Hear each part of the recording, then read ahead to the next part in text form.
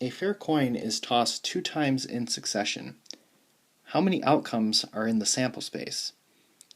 So we have 2 tosses, and there are 2 possible outcomes in the first toss, multiplied by 2 possible outcomes for the second toss. So this is 4 possible outcomes in the sample space. Number 10 wants us to list these. So this would be heads heads, heads tails, tails heads, and tails tails. Number 11 says, find the probability of getting 2 tails. So that is 1 outcome out of the 4 total outcomes. So that is 1 out of 4. Part B says the same outcome on each toss.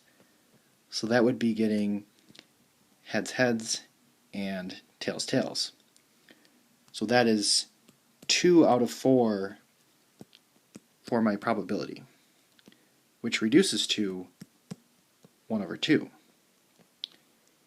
And then part C says at least 1 head. So at least 1 would be tails heads, heads tails, and heads heads. So this is a 3 out of 4 chance.